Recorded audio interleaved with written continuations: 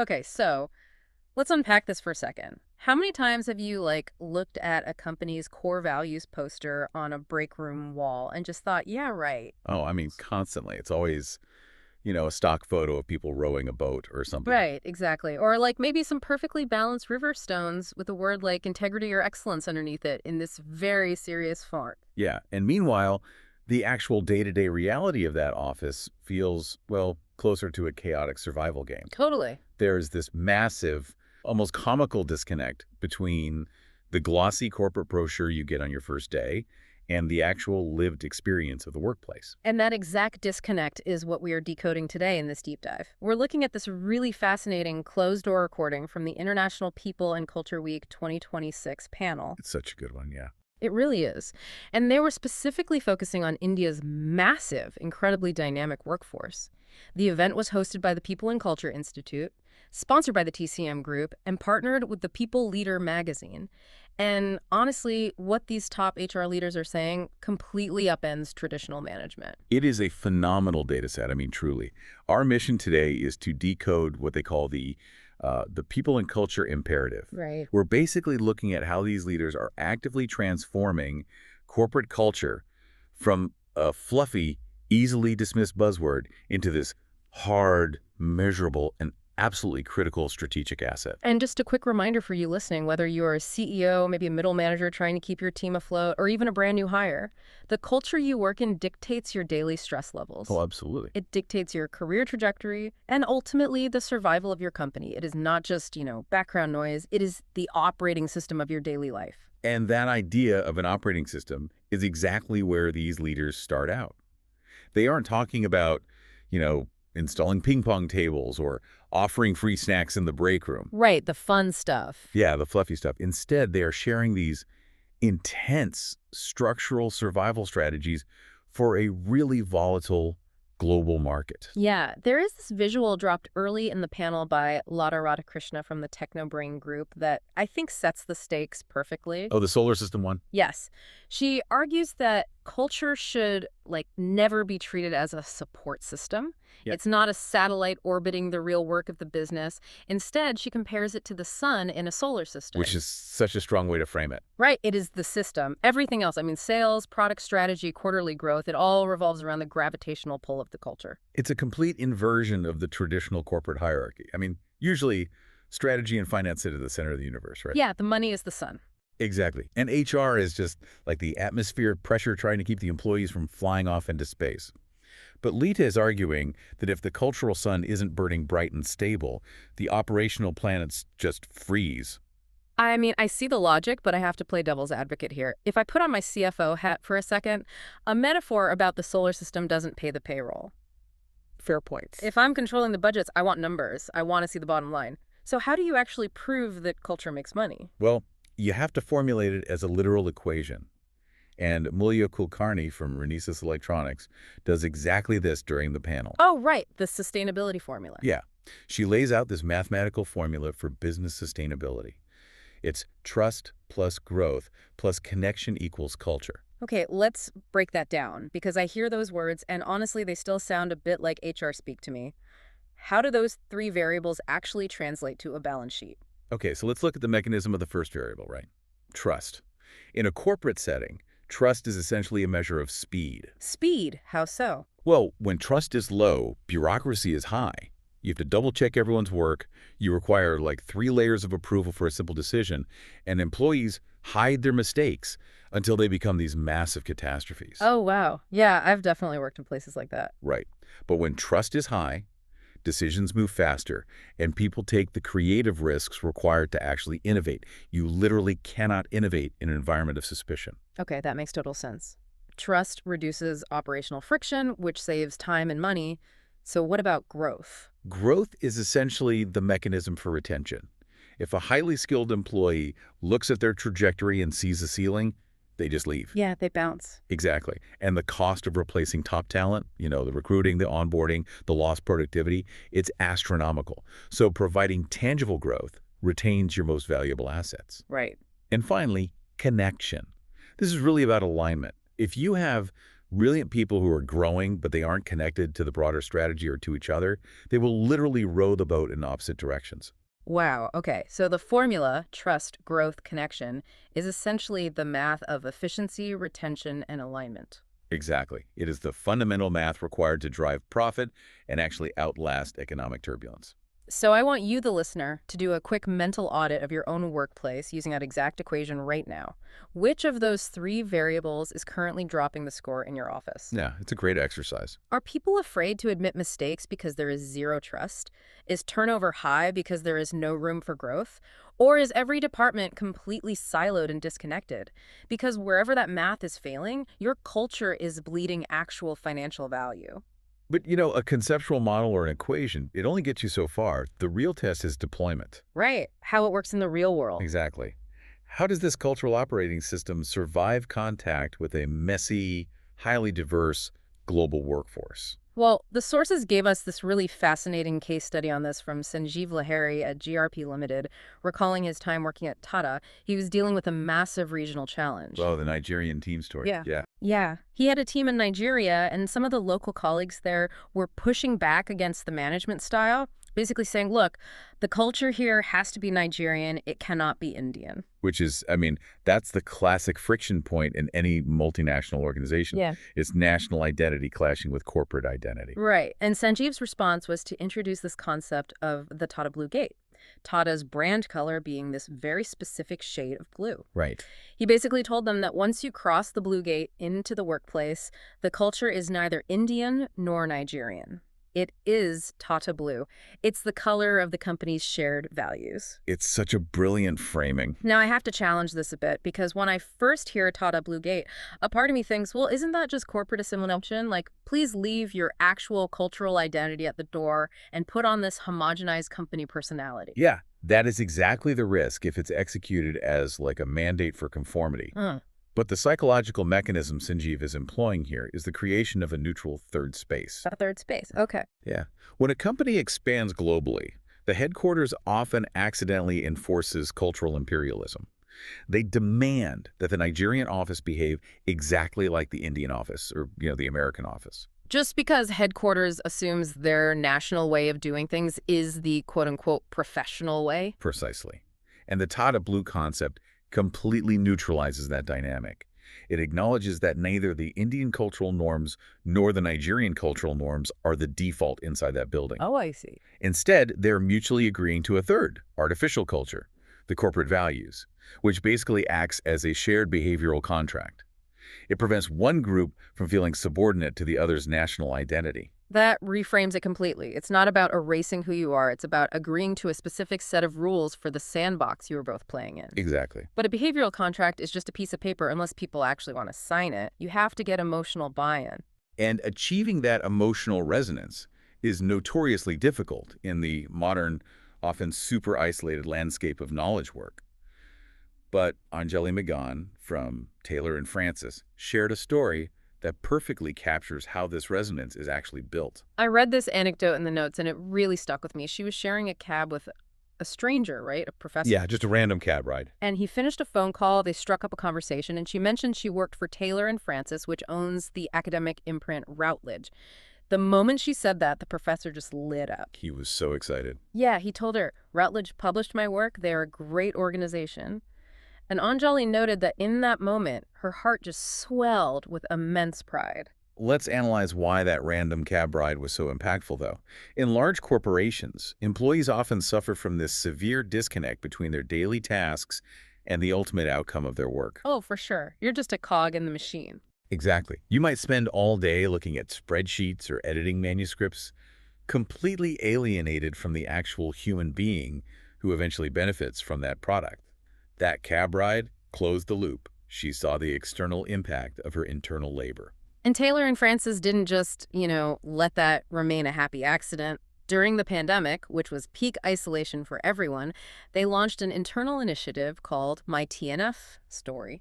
Which is such a smart move. It really was. They asked employees globally to explicitly articulate how their own personal purpose aligned with the company's core mission, which was to foster human progress through knowledge. They systematically tried to recreate the feeling of that cab ride for the entire workforce. It reminds me of that Japanese concept of ikigai.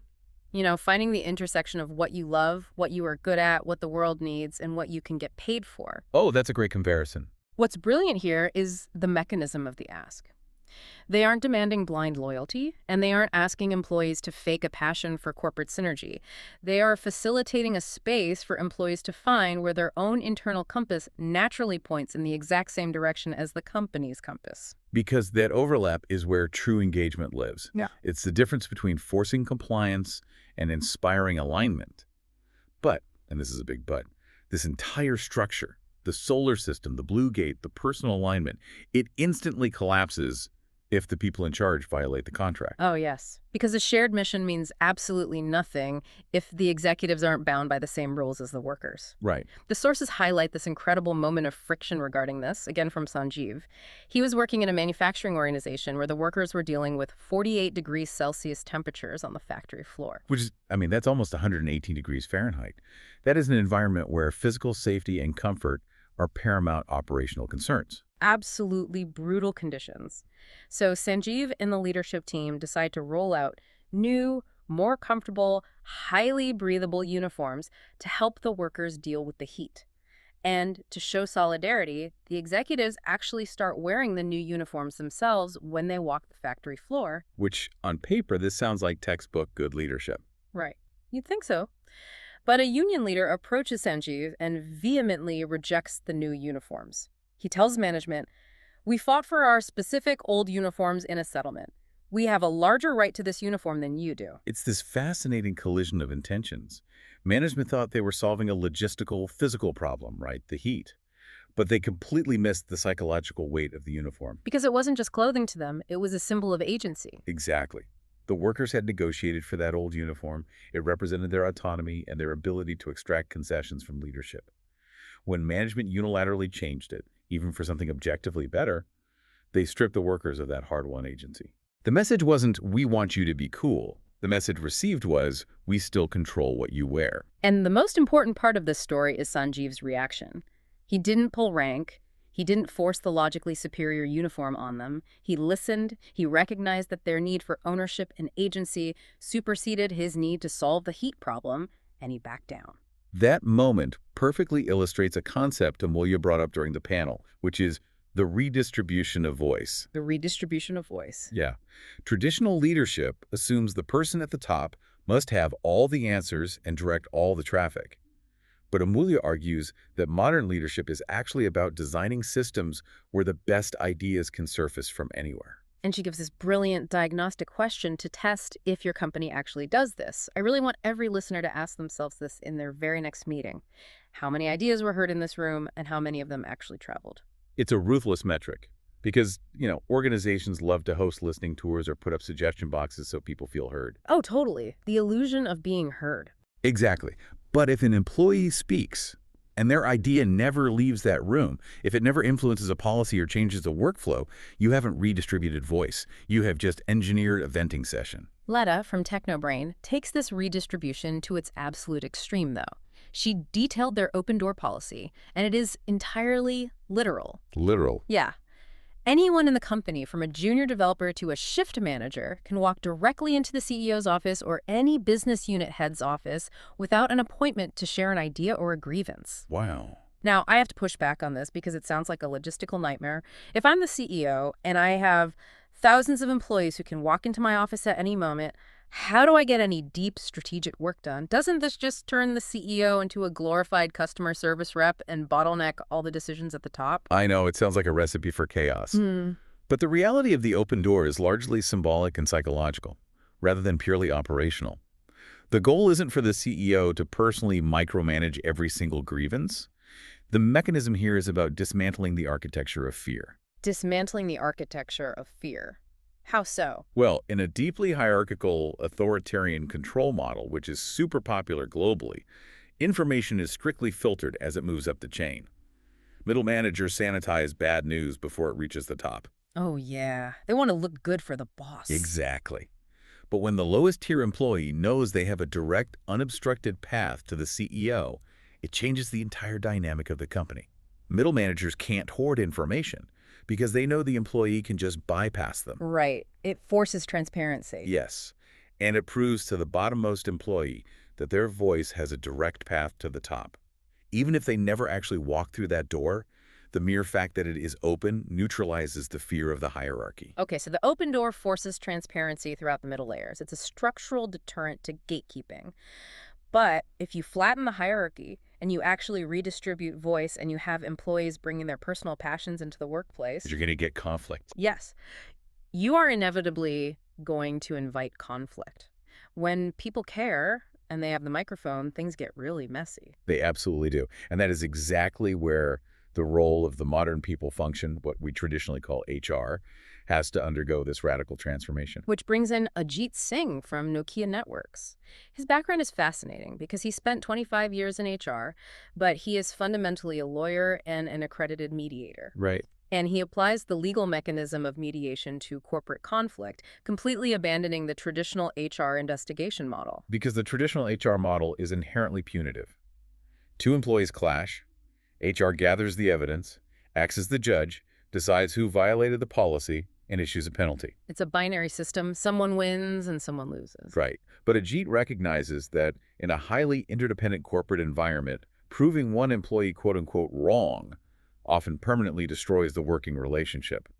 You might solve the immediate dispute, but you've broken the collaborative engine. That makes total sense. So by acting as a mediator, the goal shifts from defending fixed positions to identifying common interests. So instead of, say, two engineers arguing over whose code architecture is superior while HR tries to figure out who is smarter, the mediator forces them to step back and say, look, we both have a shared interest in this product launching on time without crashing. Exactly. It's a shift from a punitive model to a restorative model. So what does this all mean? It basically means the HR department is shifting from being the corporate police handing out speeding tickets to being the couples therapist trying to save the marriage so the household can keep functioning. That is a highly accurate way to look at it. However, adopting a restorative therapist-like role does not mean the organization becomes soft or avoids hard truths. Right. In fact, Anjali Magan introduced a leadership mantra that serves as a crucial counterweight to this. He says, be candid yet kind. Be candid yet kind. It's a great catchphrase, but actually striking that balance in real-time management is incredibly difficult. It is, and Anjali was refreshingly honest about her own failures regarding this balance. She shared a surprising detail that her team actually had to sit her down and ask for more critical feedback. Wait, really? They asked for criticism? Yeah. Because Anjali had this strong, empathetic desire to be nice and keep the environment positive. And because of that, she was inadvertently stunting her team's career progression. Because they didn't know what their blind spots were. Precisely. If you are sugarcoating a performance review to protect someone's feelings, you are robbing them of the data they need to improve and get promoted. She realized a really hard truth about leadership. A leader does not have to be universally likable. Right. But they must be trusted to pilot you out of a crisis. And you cannot build that trust if you lack the courage to tell them the uncomfortable truth.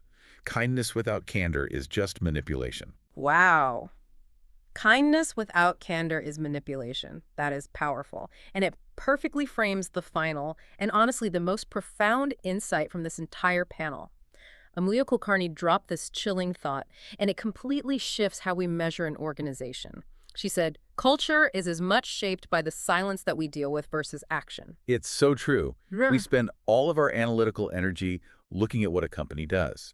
We analyze their mission statements, their uniform policies, their open doors. But Amelia is arguing that the truest, most unfiltered metric of a culture is what the company ignores. The power of silence. For everyone listening, I really want you to reflect on this and apply it to your own daily experience. When a terrible, clearly flawed strategy is proposed in a meeting and no one pushes back, what does that silence mean? Right. When a top performer exhibits highly toxic behavior and leadership just looks the other way because the sales numbers are good, what does the silence of your peers tell you about your true company culture? That silence dictates the true behavioral contract of the organization. It tells every employee exactly what is actually tolerated, rendering the break room posters completely irrelevant. The silence is the real culture. So let's pull all of these threads together. We started by tearing down the idea that culture is a soft, qualitative side project, we've learned that culture is the mathematical center of the business solar system. It is the equation of trust, growth, and connection that literally dictates financial sustainability. Exactly. Implementing it requires establishing a neutral behavioral contract, like the Tata Blue Gate, while simultaneously helping employees align their personal purpose with the corporate mission. It demands leaders who are willing to surrender their own agency to redistribute voice across the organization. Yeah, that redistribution is key. And finally, it requires a people function brave enough to mediate rather than punish, to be relentlessly candid, and to fiercely examine the silence in the room. And, if human silence is currently the loudest, most accurate indicator of a company's true culture, it leaves us with a brand new, almost unsettling question to chew on regarding the future of work. Think about the rapid integration of AI agents into our daily workflows. Oh, wow. This is an interesting pivot. Well, if our enterprise AI tools are quietly analyzing our internal communications, right, monitoring our Slack channels, reading our meeting transcripts to gauge productivity, how will those algorithms interpret the silence? That is a terrifying thought. Right. Will an AI simply flag a quiet meeting as a lack of employee engagement? Or Yeah. will we eventually teach these models to recognize the unspoken tensions, the fear of hierarchy, and the unwritten rules that actually govern our workplace dynamics? Ultimately, can a mathematical algorithm ever truly measure the depth of trust, growth, and connection? Wow. Can an algorithm ever truly measure trust, or will it only ever see the silence? I guess we'll find out sooner rather than later. Thank you so much for joining us on this deep dive. Stay curious, keep auditing that silence in your own meetings, and remember, never settle for a workplace where the culture only exists on a poster. See you next time.